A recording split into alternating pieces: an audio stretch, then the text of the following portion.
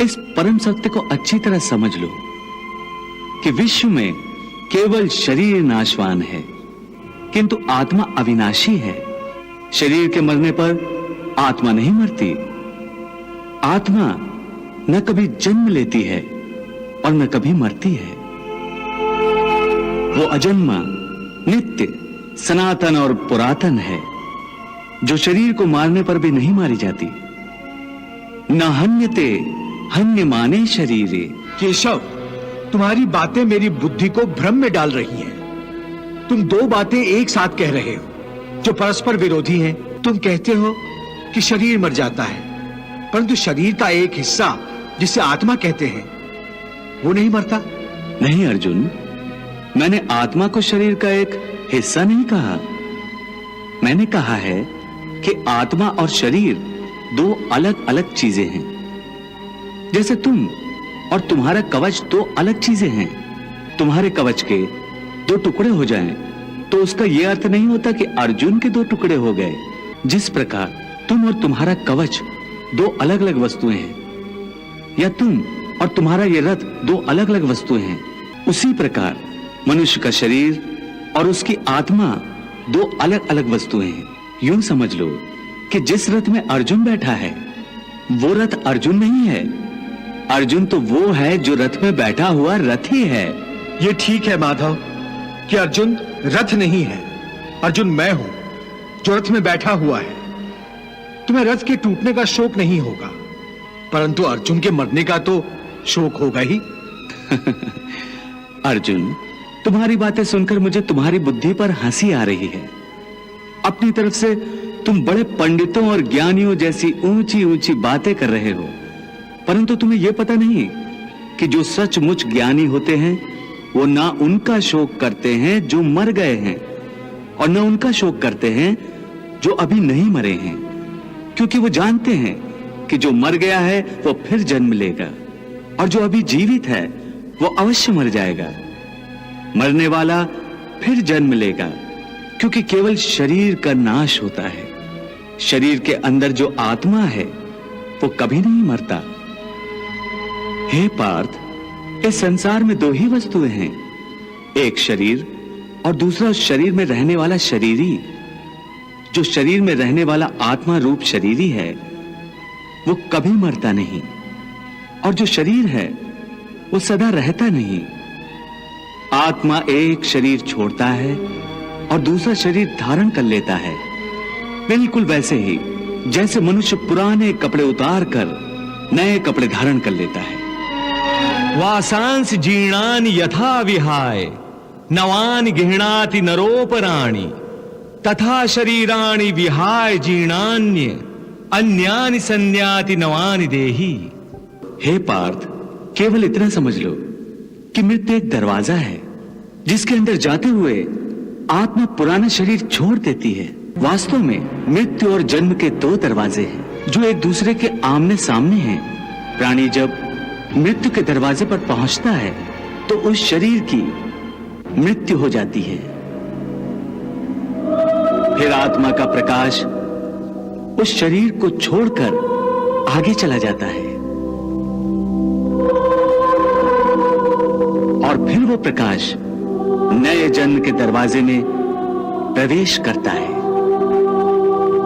जहां जीवात्मा को फिर से एक नया शरीर प्राप्त हो जाता है, और वहां से उसके नए जन्म की नई यात्रा शुरू हो जाती है।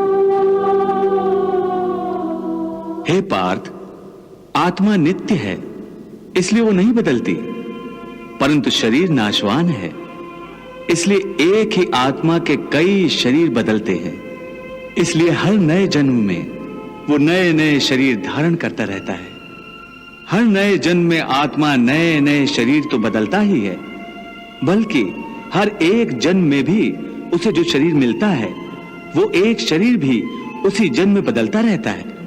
ये बात मेरी समझ में नहीं आई केशव, क्योंकि एक जन्म में तो प्राणी को एक ही शरीर मिलता है। नहीं, एक नहीं, अनेक शरीर मिलते हैं एक ही जन्म में। मैं अब भी नहीं समझा प्रभु। मैं समझाता हूं।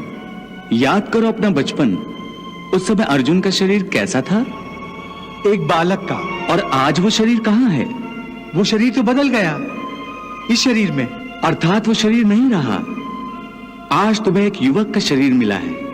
इसी प्रकार प्राणी को जन्म के समय जो शिशु का शरीर मिलता है, वही शिशु का शरीर काल के प्रभाव से एक बालक का शरीर हो जाता है।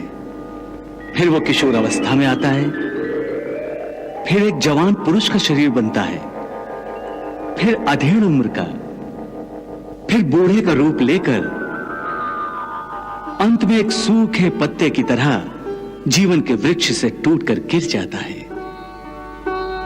इस प्रकार जो शरीर पल पल छिन छिन अपने विनाश की ओर बढ़ रहा है, उस शरीर की मृत्यु का शोक ज्ञानीजन नहीं करते। इसी रूप के लिए शास्त्र कहते हैं, कृष्णम वंदे जगद्गुरुम। फूल की भांति हमारे शरीर अपने प्रकृति के कारण जन्मते हैं, बच्चे बनते हैं, जवान होते हैं, फिर वही जवानी मुरझाने लगती है जिसे बुढ़ापा कहते हैं। और उस वृद्ध शरीर को जब आत्मा छोड़ देती है तो उस शरीर की मृत्यु हो जाती है। परंतु वो आत्मा कहां चली जाती है? शरीर के बिना आत्मा कहां और कैसे वास करती है? पुराना शरीर छोड़ने के बाद आत्मा नए शरीर में वास करती है। किसी शिशु के शरीर में चेतना रूप होकर आ जाती है, फिर वही चक्र शुरू हो जाता है। फिर वही जन्मना, रेंगना, उठकर चलना, फिर लड़खड़ाना और गिर जाना। ये सब शरीर के कौतुक हैं। इतनी बात समझ लोगे तो ना तुम्हें किसी के मरने का शोक होगा और ना तुम्हें मृत्यु का भय होगा। हे अर्जुन, हम और तुम ये शरीर नहीं हैं। हम तो इन शरीर के अंदर रहने वाली आत्माएं हैं। ये शरीर तो केवल हमारे रथ हैं, हम उसके स्वामी हैं। रथ के टूटने से स्वामी नहीं टूट जाता।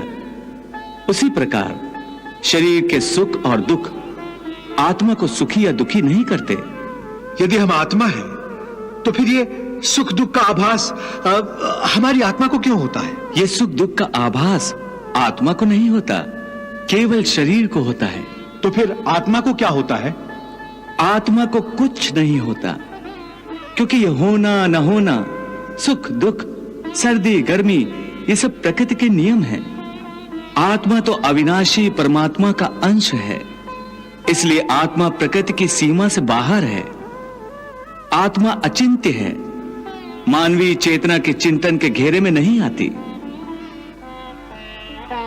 अर्जुन, आत्मा पर प्रकृति और सृष्टि के नियम लागू ही नहीं होते, क्योंकि वो सृष्टि और प्रकृति दोनों ही की पहुंच से बाहर है। जैसे एक चिंगारी अग्नि का ही अंश होती है, वैसे ही आत्मा परमात्मा का ही अंश होता है। इसलिए वो नित्य, अजन्मा, सनातन और सर्वव्यापी है, स्थिर रहने वाला और अचल है।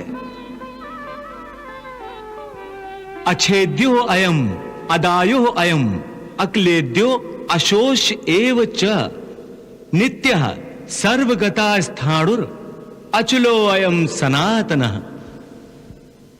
हे पार्थ, आत्मा को न कोई शस्त्र काट सकता है, न उसे अग्नि जला सकती है, इसको जल नहीं गला सकता, न इसे वायु ही सुखा सकती है।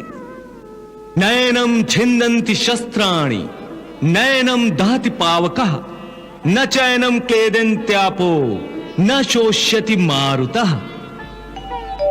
हे अर्जुन, ये सब समझकर तुम्हें ना किसी के मरने का शोक मनाना चाहिए और ना किसी के ना मरने की खुशी का प्रदर्शन करना चाहिए। हे केशव, ये सब मानकर भी कि आत्मा नित्य, सनातन और अजन्मा है, उसे शस्त्र नहीं काट सकते, आग नहीं जला सकती, फिर भी प्राणी की आत्मा को दुख सुख, शोक खुशी, मान अपमान, पीड़ा और आनंद का एहसास क्यों होता है? हे पार्थ, मैंने पहले ही तुम्हें बताया कि सुख दुख का आभास करना आत्मा का नहीं, शरीर का काम है। परंतु केशव, शरीर को दुख या पीड़ा तभी होगी जब शरीर को कोई चोट लग जाए या उसका कोई अंग कट जाए। जैसे शरीर आग में जल जाए, उससे जो पीड़ा होती है वो तो शरीर की पीड़ा है। परंतु मान हानि होने से जो दुख होता है या मान होने से जो आनंद आता है उसमें तो शरीर को कोई चोट नहीं पहुंचती। वो मान हानि का दुख, वो अपकीर्ति की पीड़ा तो आत्मा को ही होती है ना। नहीं अर्जुन, ये कीर्ति अपकीर्ति, मान अपमान, ये लाभ हानि, ये जीतने का आनंद अथवा हारने की पीड़ा, ये भी आत्मा को नहीं होती। ये आत्मा का काम नहीं है, ये तो मन की शरारत है। मन की शरारत, इसका क्या अर्थ है केशव? पार्थ, प्राणी के शरीर का एक अदृश्य अंग है मन, जो दिखाई नहीं देता, परंतु वही सबसे शक्तिशाली हिस्सा है शरीर का। ये याद रखो कि मन शरीर का हिस्सा है, उसका आत्मा से कोई संबंध नहीं। आत्मा यदि रथ में बैठा हुआ रथ का स्वामी है, तो मन शरीर रूपी रथ का सारथी है। ये मन ही इंद्रियों के घोड़ों को इधर उधर भटकाता है। कभी यौवन के आवेश में यही चंचल मन मनुष्य को इस भ्रम में डाल देता है कि वो सर्वशक्तिमान है, वो सब कुछ कर सकता है, वो यहां का राजा है, जिसके आगे हर कोई झुक जाने पर विवश है और जिसे हर कोई प्रणाम करता है। जिस तरह दीपक की बाती को दीपक तले छुपा अंधेरा दिखाई नहीं देता, उसी तरह जवानी को उसके पीछे छुपा बुढ़ापा और कमजोरी दिखाई नहीं देती। परंतु जब शरीर के दीपक में यौवन शक्ति का घी जल जल कर समाप्त होने लगता है और दीपक तले छुपा अंधेरा बढ़ने लगता है, तो मनुष्य घबराकर चिल्लाने लगता है, मैं बीमार हूं। ये रोने का नाटक भी मन ही करता है। हे अर्जुन, मनुष्य को मैं के घमंड की मदिरा पिलाकर मदहोश करने वाला पाखंडी केवल मन है।